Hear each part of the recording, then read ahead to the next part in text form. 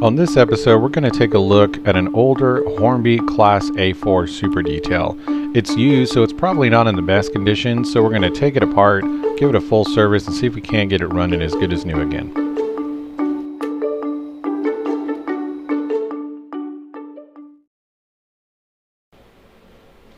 Alright, so it looks like we've got ourselves a Hornby A4 Super Detail here. This has got the model number R2535, which means it was manufactured sometime around 2005, 2006, and it's got the British rail insignia on the tender.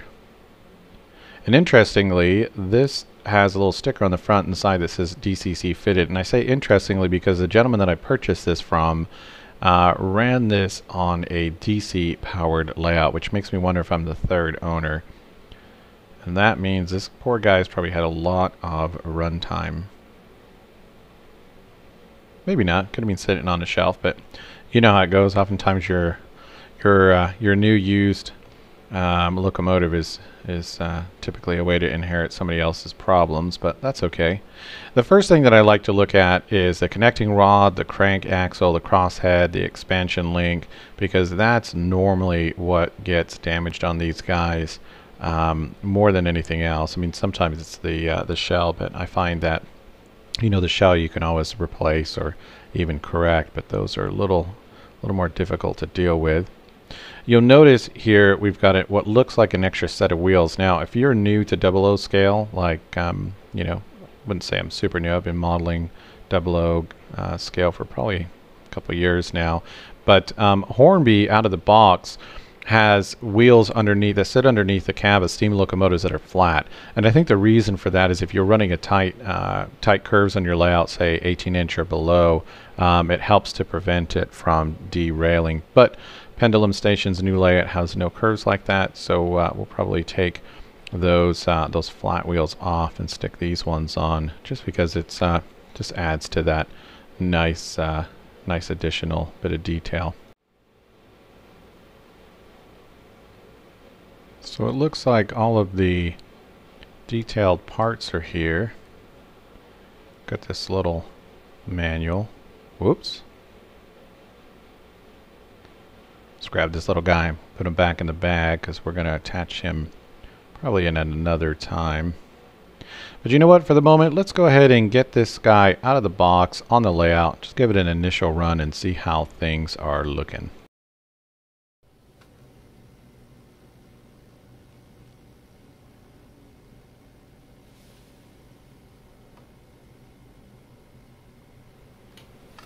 So even with a speed step of 10, and I'm running 128 here, it is struggling a little bit.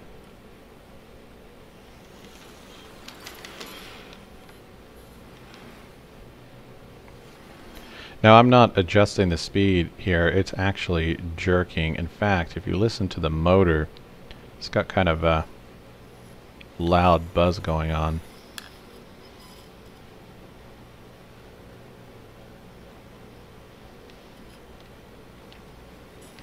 Sounds like a pair of hair clippers. So what I'm guessing is either the gears are gummed up, or perhaps the connecting rods need oiled. And I think the BEMF feature is trying to get the locomotive to move. It's trying to compensate, and that's what's causing that buzzing noise. Or it's just an old, kind of outdated decoder.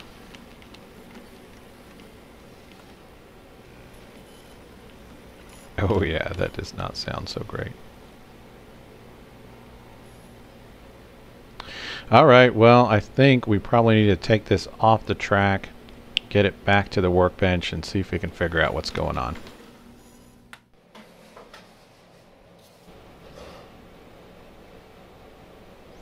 Alright, so I've taken the front wheels off already. That's pretty straightforward. I don't think you need much help figuring that out. Trying to figure out how to get the shell off this guy. I think it might be this screw here. There's the flat steamroller wheels I was talking about earlier. Only concern I have is there's some kind of detailed parts that are attached to the shell and to the running wheels here.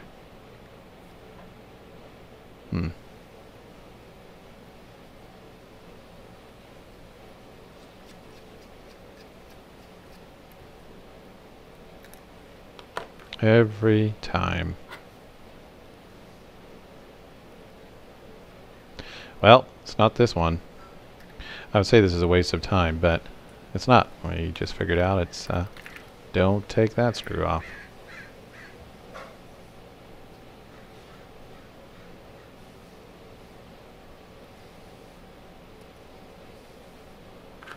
Let's put this guy back in here.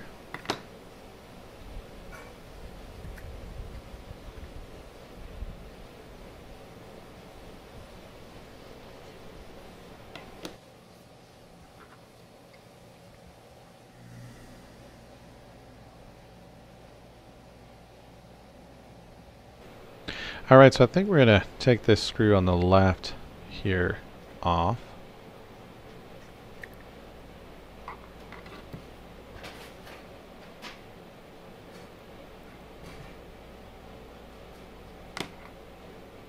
Yep. Oh.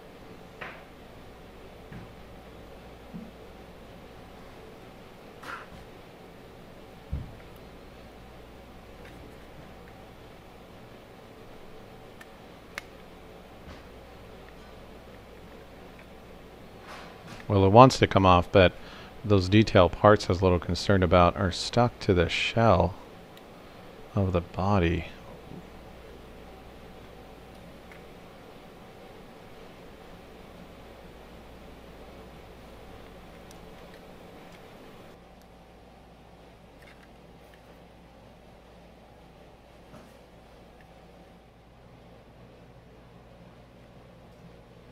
So I looked online, I wasn't able to find any instructions that demoed how to remove this case. So I don't know if this is the right or the wrong way, but the only way that I see to remove this shell safely without damaging anything is there is a what looks to be a 2.5 millimeter bolt that connects the coupling rod to the driving wheels, and it looks like it's fairly safe if I take that off, kind of get the little part out of the way, and then I'll probably put the screw back into the wheel so I don't lose it. But I just don't see any other way here.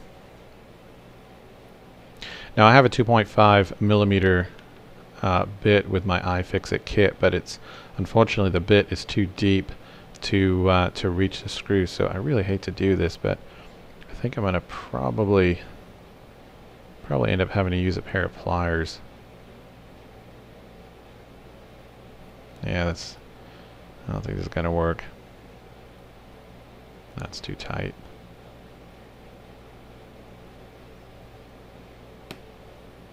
Darn it.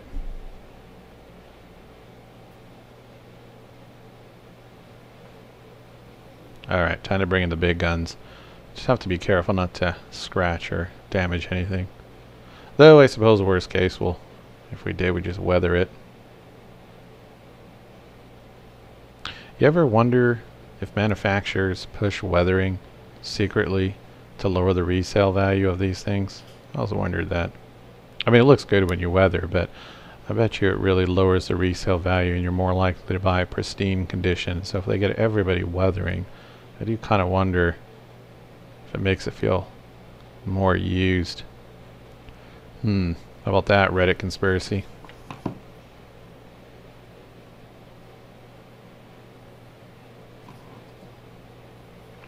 Okay, yeah, definitely gonna have to use the pliers here.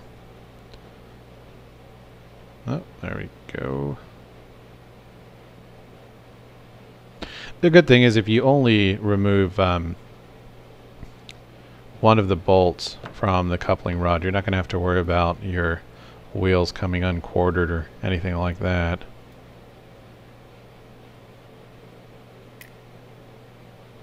Yep, that did it. Stupid thing.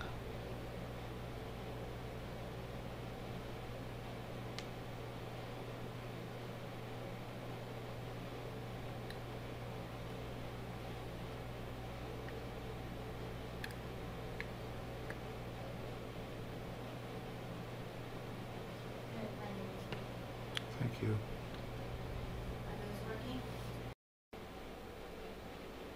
So you might occasionally hear me mute the background noise, even though it's a little ASMR.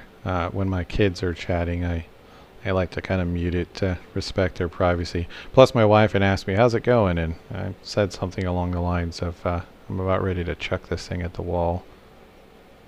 Not really, but I was really struggling to figure out how to remove these. But I'd love to get some feedback in the comments below if you've ever taken apart an A4. But I'm pretty sure the only way, at least that I can figure out, to get this shell off carefully is to remove these 2.5 millimeter bolts from the coupling rod.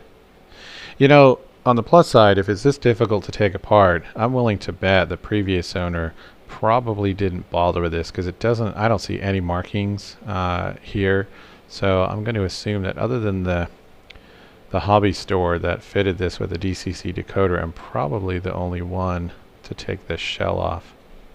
Maybe not, but it doesn't look like anybody else has been in here.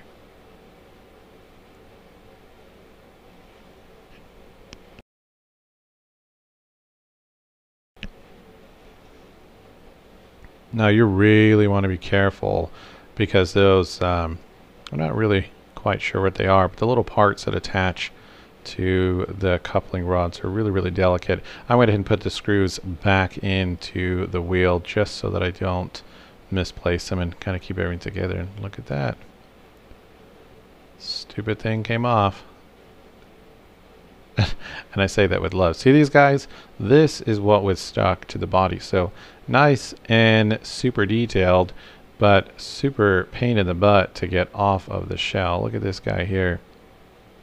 And you'll notice too, for when you go to put it back on, that's not, the end part here is not perfectly round. It actually has a kind of a, I don't know, oblong shape. So when you go to put it back, it fits into kind of a slot before you put the bolt back on. So, well, let's put that off to the side.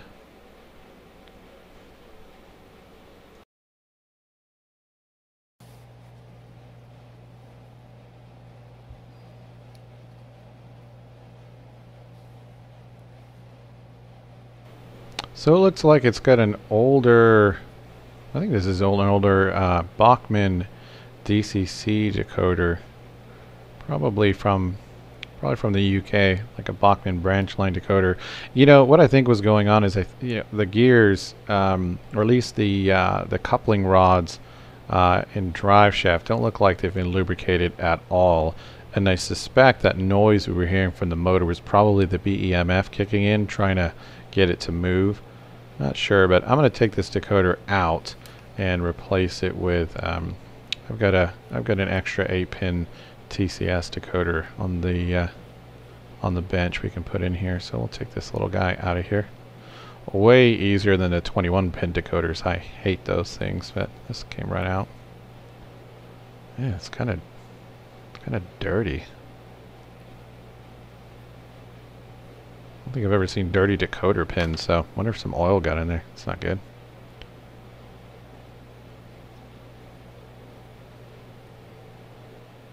Get these wires out of the way here.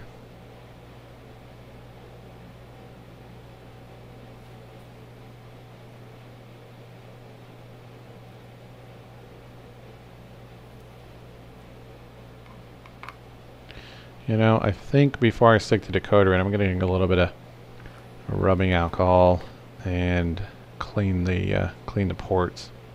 I mean, we've gotten this far. May as well clean these up a little bit.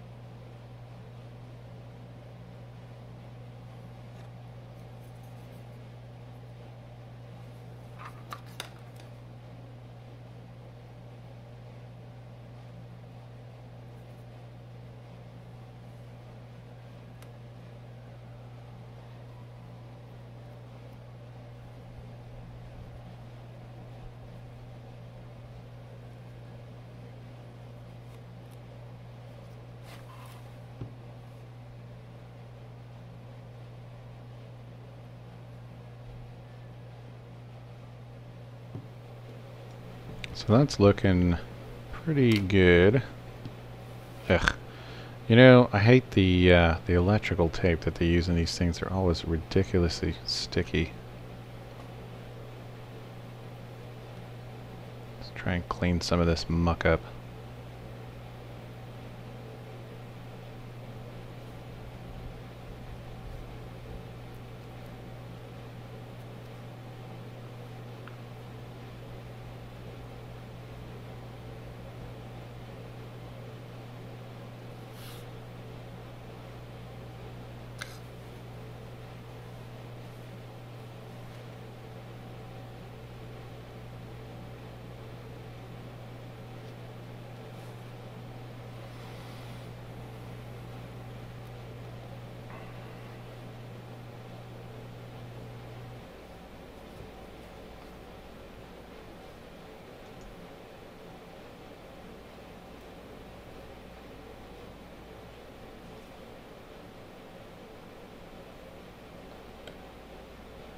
So what I'm looking for here, since I've never taken apart an A4, is I'm trying to locate where the gears are. And I also notice on the side that the electrical pickups don't look like they're lined up very well. So we're gonna probably take this off, see what we got underneath, and at the very least get these electrical pickups kind of back in place. It looks like they've shifted, which is kind of weird because they're normally stuck down, but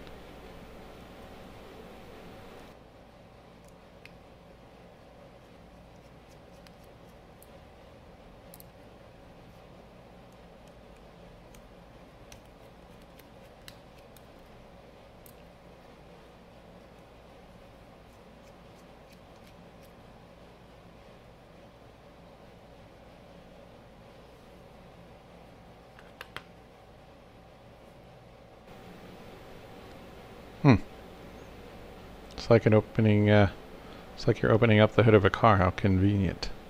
Yikes. So the inside of this gear here has got quite a bit of grease on it.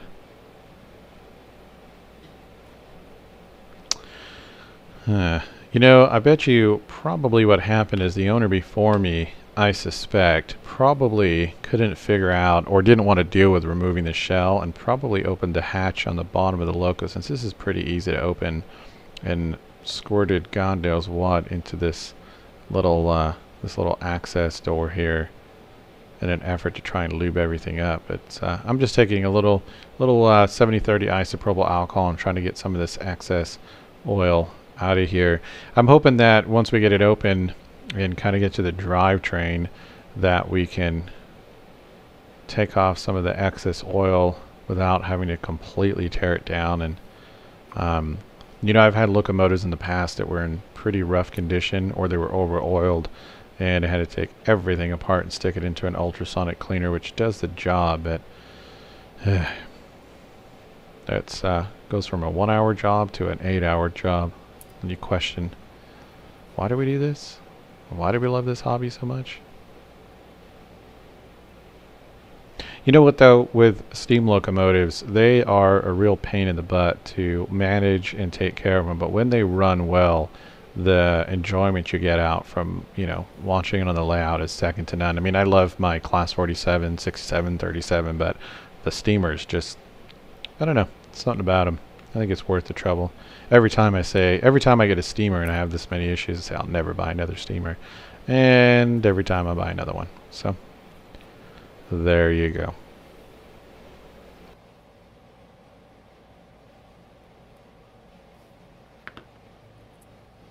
So this has way too much oil in there, but what I'm going to do is I'm going to stick a little Labelle 106 on the bottom, because when I flip this over and get to the drivetrain on the other side, I'm going to wipe off most of the oil. And when we finally put everything back together and put it on the layout, I'm hoping the 106 will run through. So what I'll typically find when I purchase a used locomotive, and I see this a lot, is somebody will spend a whole bunch of money on a beautiful, super detailed locomotive, only to find the cheapest oil that they have in their garage. And I use Labelle products. I highly recommend them. I'm not big enough to be sponsored, so this is really my honest opinion. And they have a whole line. In fact, if you go to their website, they'll explain the different viscosities in their use. So I'll use a nice high viscosity on the gears because it'll stay with the gears. And when you see this low viscosity oil, clock oil, or even sewing machine oil used on the gears, it gets all over the place. So I'll use the high viscosity 106 on the drivetrain, and I'll use the Labelle 102, which has a real low viscosity. It's kind of like baby oil. I'll put that on a Q-tip usually, and put that on the coupling rods, the drive shaft, and pretty much any other moving part. And I usually do it one of two ways. I'll either put it directly on to the coupling rods and then use a Q-tip to pick up the extra, or I'll just soak the end of a Q-tip and kind of touch each part. Less is more. And another thing is, I typically won't let my locomotive sit on the shelf. These things just don't do well when you let them sit and rot. So I'll run these at minimum every 3 months and let them get a good hour or two runtime, and it keeps them in tip-top shape. Typically, I only have to probably service my locomotives every year or two. The coupling rods and the drive shaft I'll do every 6 or 7 months, but the internal components, typically it can go a couple of years without having to worry about it again, if not longer.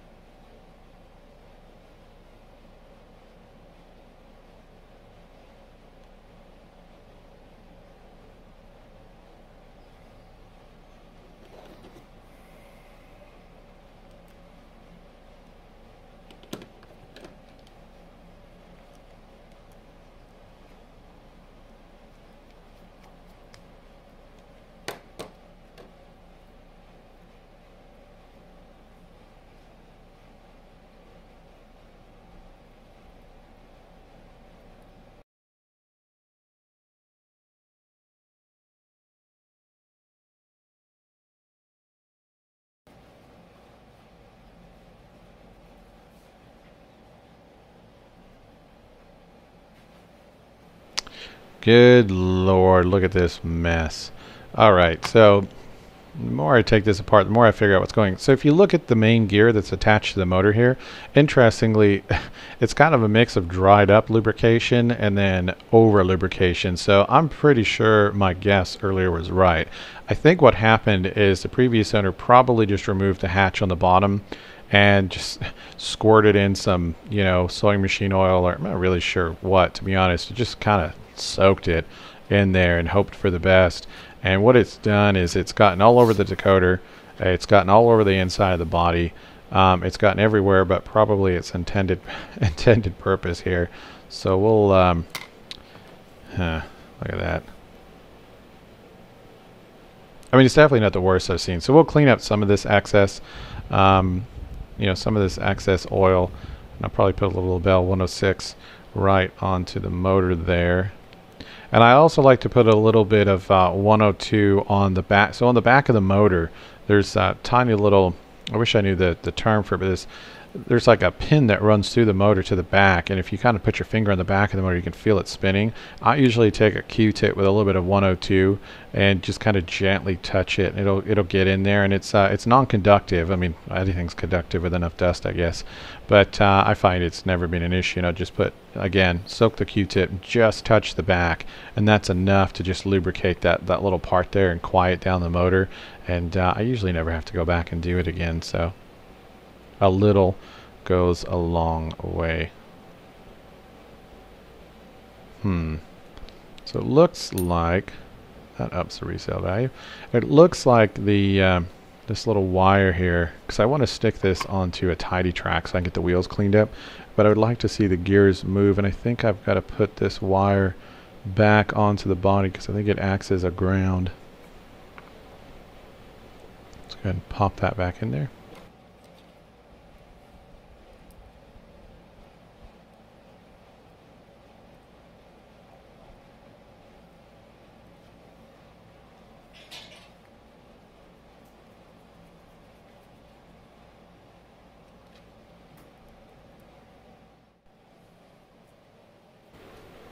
So I almost forgot to hit record, but I went ahead and flipped this guy over and took off the bottom hatch one more time because I want to just take a moment to clean the electrical pickups, since they had a little bit of grease on them as well. Now, if you've never cleaned these type of electrical pickups before, you'll notice there is some black paint on here. Don't clean that off. That is non-conductive paint that was added at the factory. And you know, worst case, if you do accidentally take it off, you can buy non-conductive paint, the same stuff that the manufacturers use off of Amazon. But anytime you take one of these guys apart, take a picture. Take a picture of each step. That way, if you need to reference it again after you rub something off, then you can always come back and correct it.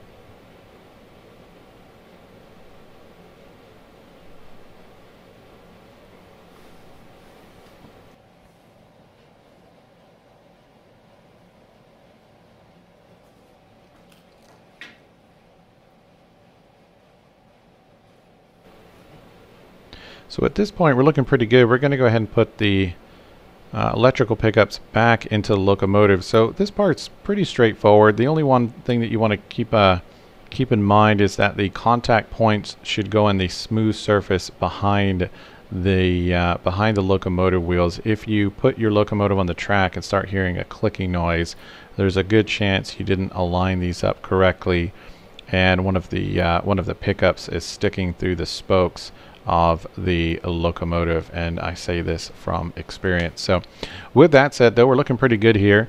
We're basically ready to stick her on the track, so let's go ahead and close everything up here and see how she's running.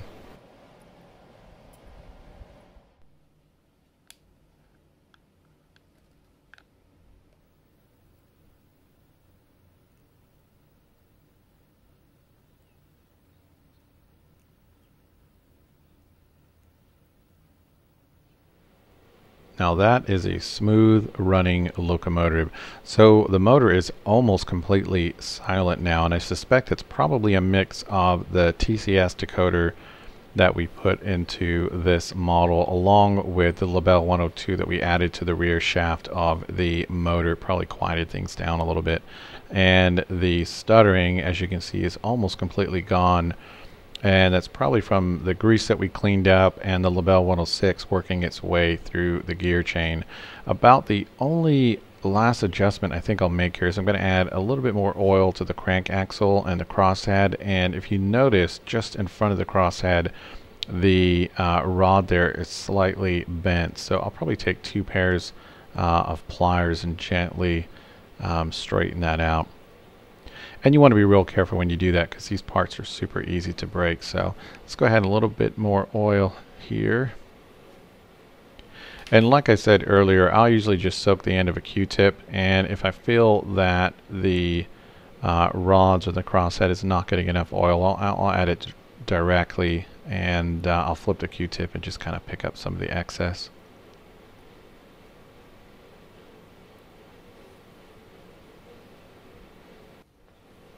So at this point, I think we're looking pretty good. We will go ahead and take a quick look at the tender. There's not much going on there. The electrical pickups look pretty solid, so we'll probably just give the wheels a quick clean. I'll make sure that the wheels in the locomotive don't have any oil that slipped onto them because we don't want to get that on the track work. And then we'll hook her up to some passenger coaches and get some footage of her running, hopefully as good as new.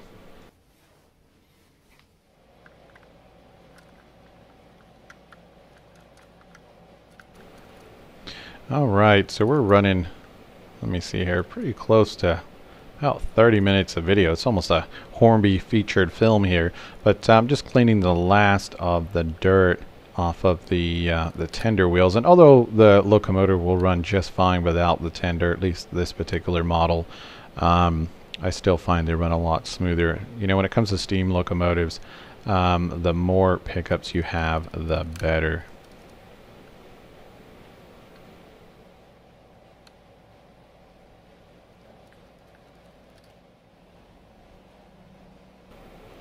Alright, so one final tip before we wrap up this video today. I'm going to go ahead and take my jeweler's loop here so you can see what I'm seeing. The small detail part that connects from the shell to the crank axle goes back on in a particular way. So let me just go ahead and get this right up to the lens. Hold on a second here. There we go. So do you notice it's not a perfect circle, that little tiny part? So you want to place it back onto the connecting rod, shift it around until it doesn't move anymore, tighten down the bolt, and that will ensure that you don't have any issues once the A4 is back on the layout. So I think the work that we put in today was totally worth it. This guy is going to run for years, I think, without issues. So thanks so much for watching this episode. I hope to see you on the next one. Let's go and see her running around the pendulum station.